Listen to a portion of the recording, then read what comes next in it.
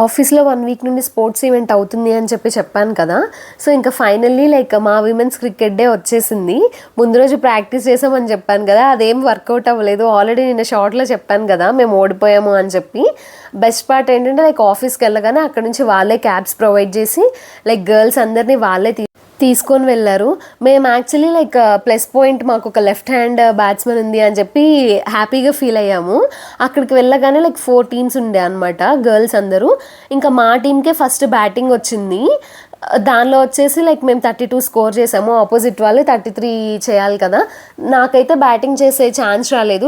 4 members batting చేయగానే అయిపోయింది. ఎందుకంటే మాకు 5 ఓవర్స్ పెట్టారనమాట. ఇంక ఇక్కడ బాయ్స్ అందరూ కూర్చొని ఫుల్ ఎంకరేజ్ చేస్తూ ఉన్నారు. వాళ్ళు ఎంకరేజ్ చేస్తుంటే దగ్గరలో ఉన్న ఫీల్డింగ్ చేసే వాళ్ళు ఫుల్ నవ్వుకుంటూ ఉన్నారు. ఇక్కడ భరత్ అయితే ఫుల్ సపోర్ట్ చేశాడనమాట మా టీంకి. అండ్ ఈవెన్ చెప్పాలి అంటే మా కోచ్ లాగా అని చెప్పుకోవచ్చు. ఎందుకంటే మేము అక్కడికి 10 కల్లా వెళ్ళిపోయాము. మాకు 11కి మ్యాచ్ స్టార్ట్ అయింది కదా! ఆ 10 to 11 చాలా ప్రాక్టీస్ చేయించాడు. But still we couldn't make it. That's okay. ఎందుకంటే ఫస్ట్ టైం అసలు మా టీం నుంచి గర్ల్స్ అందరూ ఇలా బయటకు వచ్చి ఒక ఈవెంట్లో పార్టిసిపేట్ చేయడము.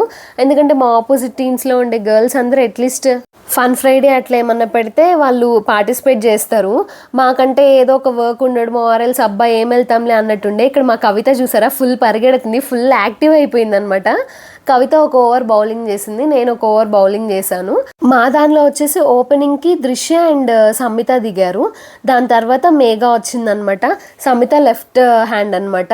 దృశ్యాన్ని ఫస్ట్ బాల్లోనే అవుట్ చేశారు. తను కొట్టడం స్ట్రైట్ కొట్టింది. బౌలింగ్ చేసిన ఆమెనే పట్టుకుంది. గర్ల్స్కి 5 ఓవర్సే పెట్టారు. దానిలో కూడా మేము 32 స్కోర్ చేసాము. ఆపోజిట్ వాళ్ళు 33 కొట్టాలి.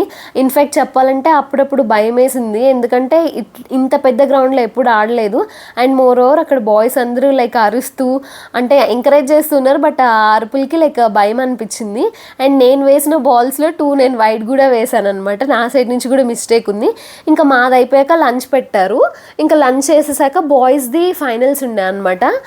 ఇంక ఇక్కడ నాకు తెలిసిన వాళ్ళలో నబీ ఉన్నాడు. అండ్ మా టీం నుంచి గగన్ ఉండే అనమాట. వేరే వాళ్ళతో మర్జ్ ఆడారు. మాదెలానో అయిపోయింది కదా ఇంకెందుకులే అని చెప్పేసి ఇంకా నబీ వాళ్ళదన్నా చూద్దాము, ఫైనల్ మ్యాచ్ ఇంట్రెస్టింగ్గా ఉంటుంది కదా అని చెప్పి చూస్తూ ఉన్నాము.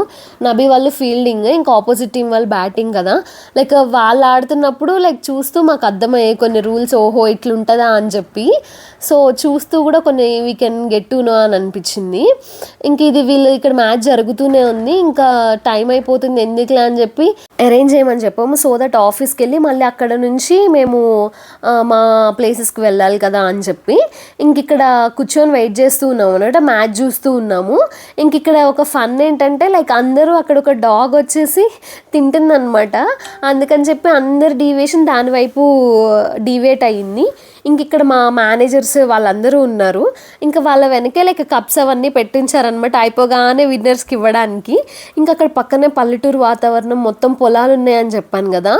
చాలా బ్యూటిఫుల్ ఉండే. చామంతి పూలు, వైలెట్ కలర్ చామంతి పూలు, ఇంకా మనం గార్డెనింగ్కి గ్రీన్ గ్రాస్ ఒకటి పెంచుతాం కదా, డెకరేషన్స్లో యూజ్ చేస్తారు, అది కూడా ఉంది. ఇక్కడ ఒక పాండ్లా ఉంది. ఇంక ఇవన్నీ క్యాప్చర్ చేసుకుంటూ మేము చూస్తూ ఇంకా అలా వీడియోస్ తీసుకుంటూ ఫొటోస్ దిగుతూ అలా ఉన్నామన్నమాట. వెదర్ అయితే చాలా బాగుంది. అంటే బెంగళూరులో వచ్చేసి ఇలాంటి వాతావరణం అయితే ఇంతవరకు మేము చూడలేదు. అంటే ఎప్పుడు ఆఫీస్కి ఇంకా హాస్టల్కి తిరుగుతాం కానీ ఇలా కొంచెం అవుట్ ఆఫ్ ద బాక్స్ వచ్చి ఇలా వెళ్ళడం ఫస్ట్ టైం కదా. ఇంకా ఆఫీస్కి వెళ్తూ ఉంటే ఆన్ ద రోడ్లో ఇవి ఆవులకి ఎంత పెద్ద కొమ్ములు ఉన్నాయో ఫస్ట్ టైం చూడడం. That's it for the video. Thank you for watching. Bye bye.